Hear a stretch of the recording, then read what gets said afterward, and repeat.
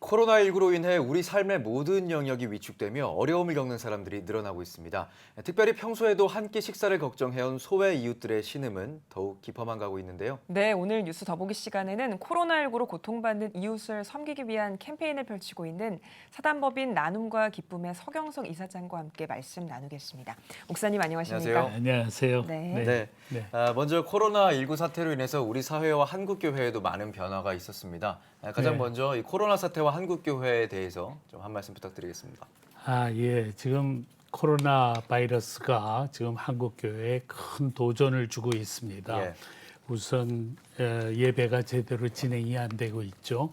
그래서 지금 오프라인에서 예배에 참석하는 사람들이 반 혹은 3분의 1 네. 이런 정도로 굉장히 줄어들었고, 그다음에 교인들이 교회에 오지 않는 거가 편하다 이렇게 느낄 수도 있게 돼가지고, 이 사태가 코로나 사태가 끝나고 나서도 교회가 많이 교인 수가 크게 감소되는, 출석 교인이 감소되는 결과가 되지 않을까 하는 걱정이 많습니다. 네. 그래서 각 교회들은 교인 한 사람 한 사람이 얼마나 소중한가 하는 것을 요새처럼 절박하게 느끼는 때가 네. 없으리라고 생각합니다. 그렇죠. 그것이 지금 한국교회 아주 하나의 큰 도전이고요. 그다음에 또 하나의 도전은 이 코로나 사태로 인해 가지고 지금 한국 경제가 굉장히 어렵습니다. 그 전에도 어려웠는데 아주 더 폭삭 망하는 지금 사태가 되어버렸기 때문에 도처에 어려운 사람들이 있습니다. 그 사람들을 돌봐야 되는 책무가 우리 교회에 주어졌다라고 생각합니다. 그래서 이번에 한국교회연합의 권태진 목사님과 저희 나눔과 기쁨이 이 불우이웃 돕기 캠페인을 하게 되는 것도 네. 이게 한국교회가 꼭 해야 되는 거다 하는 생각 때문이었습니다. 네. 알겠습니다. 네. 앞서서 소개를 드렸습니다만 코로나가 한국교회뿐만 아니라 우리 삶의 전 영역에 많은 영향을 미쳤는데요. 어떤 변화들이 우리 사회에 나타나고 있을까요? 네, 지금 이번 코로나 19처럼 이렇게 역병이 정치, 경제, 사회, 문화 모든 영역에서 이렇게 심각한 영향을 끼친 적은 일찍이 없었던 것 같습니다. 예. 그래서 이제는 전 세계가 코로나 19 이전과 이후로 크게 나뉘어지는 그렇게 됐습니다. 선진국이라는 개념도 이제는 달라지게 됐고요. 글로벌 경제에 대한 인식도 달라지게 됐고요.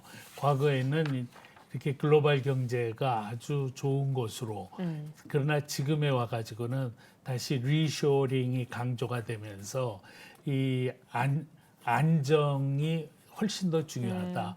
그래서 민족주의가 거꾸로 강화되는 네. 지금 그런 상황으로 지금 가고 있습니다. 뿐만 아니라 지금 전 세계 경제가 아주 폭망하고 있는 상태인데요.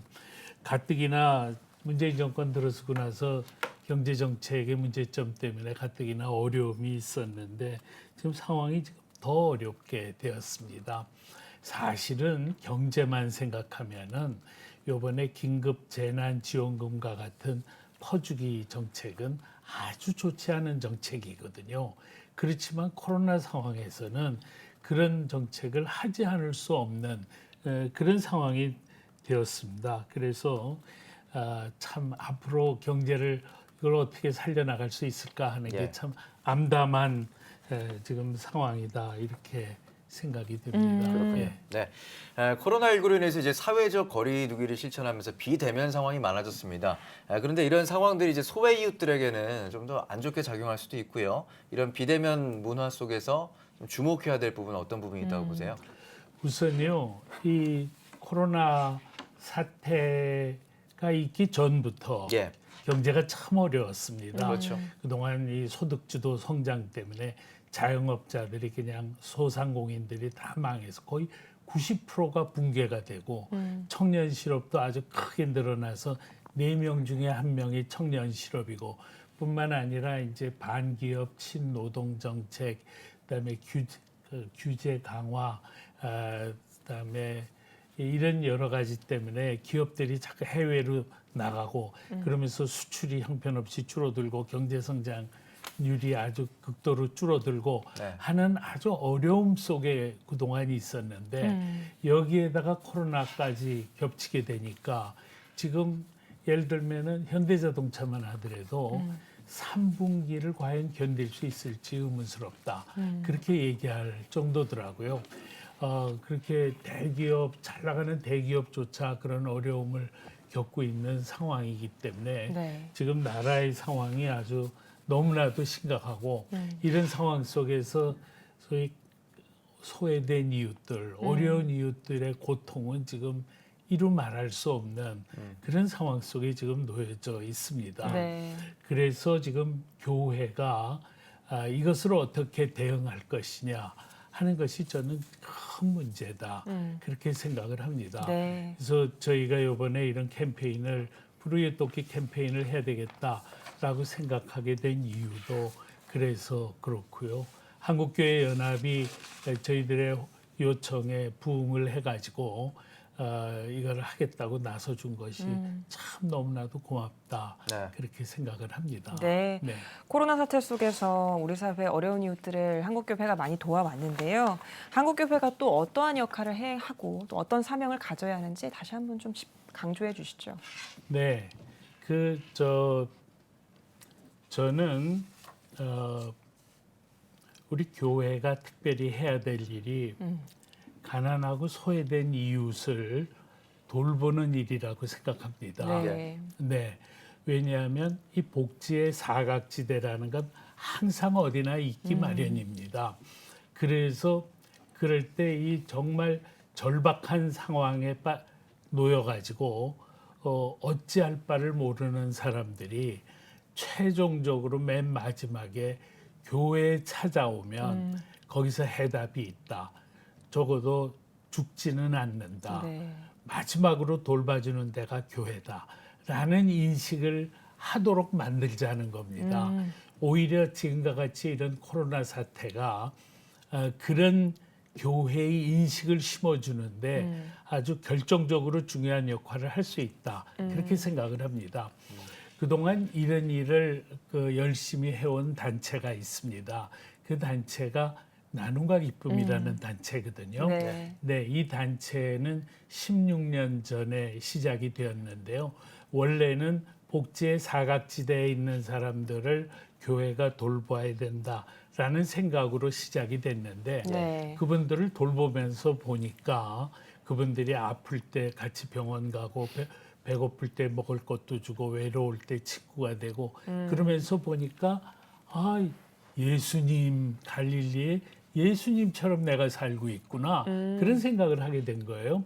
그 다음부터는 이 단체의 목표가 예수님처럼 살려고 분투하는 사람들의 모임으로 바뀌어졌습니다. 사실은 예수님처럼 어떻게 사냐 그러죠. 근데 우리 한국 교회 역사에서 진짜 예수님처럼 산 분들이 계십니다. 예를 들면 손양원 목사님, 문중경 전도사님, 서서평 선교사님 그분들은 정말 우리가 감히 따라갈 수 없을 정도로 그런 식으로 사셨거든요. 예. 그런 분이 계시다 그러면은 우리 목사들도 그런 삶을 목표로 해서 살아야 되지 않겠는가. 그래가지고 열심히 가난하고 소외된 사람들을 돌보면서 반찬 나눔도 하고 발 마사지 봉사도 하고 청소년 봉사단도 하고 쌀 나눔도 하고 김치 나눔도 하고 그런 섬김 활동을 네. 열심히 하고 있는 단체가 나눔과 기쁨입니다. 이 단체는 지금에 와가지고는 목사님들 회원 목사님 숫자가 뭐 전부 다 활동하지는 않지만 한 5천 명 정도가 됩니다. 예. 저는 이 작은 교회들이 이렇게 보통 작은 교회 목사님들은 여러 가지로 굉장히 좀 소극적이고 네. 큰 교회 따라가고 눈치 보고 이렇게 자긍심이 약하거든요. 근데 이분들이 삶의 목표가 큰 교회 성장이 목표가 아니라 예수님처럼 사는 게 내 삶의 목표다. 이렇게 되면은 굉장한 자긍심과 긍지를 갖고 살아가시게 됩니다. 그래서 그분들이 그렇게 그런 활동을 하게 되면은 특히 어려운 사람 돌보는 일을 하면서 오히려 한국 교회를 해서 아주 적극적이고 주도적인 역할을 할 수 있게 된다면은 교회가 크게 칭송받을 것이다. 그렇게 생각을 하는 네. 거죠. 알겠습니다. 이 나눔과 기쁨에서 불이웃을 위한 특별한 캠페인 지금 네. 진행하고 계십니다. 네. 말씀 좀 해주십시오. 네. 그래서 저희가 한국교회연합하고 손을 잡고요. 이번에 긴급 재난지원금을 온 국민이 다 받지 않았습니까? 네. 그러니까 최소한 한 10분의 1 정도는 우리가 나보다 더 어려운 이웃을 위해서 그거를 내놓자 하는 캠페인입니다. 예. 그러면은 뭐 부부면은 60만 원 받는데요. 그러면 6만 원 내놓는 거 그건 그렇게 어려운 일이 아니거든요. 뭐 어차피 공짜로 생긴 돈인데 그런데 바로 그것을 통해서 우리는 교회가 아주 빛나게 할 수가 있습니다. 정말 어려운 사람을 우리가 돌보는 걸 할 수 있다는 거죠. 그래서 저희 그 홈페이지가 있습니다. 네. www.불우이웃돕기.kr인데요. 오늘 여기서도 이게 이렇게 보여졌으면 좋겠네요. 네. 네, 그리로 들어가는 거는 컴퓨터로도 들어가고 스마트폰으로도 들어갈 수 있습니다. 그러면 거기 계좌번호가 있습니다. 그래서 그 계좌번호에 성금을 보내주십사 하는 일입니다. 저희는 크게 3가지 종류의 사람들에게 도울려오릅니다. 첫 번째는 정말 절박한 어려움 속에 있는 사람들이 도움을 호소하면 그 사람들 돕자는 겁니다. 그다음에 지금 이 작은 교회가요. 굉장히 지금 어렵습니다.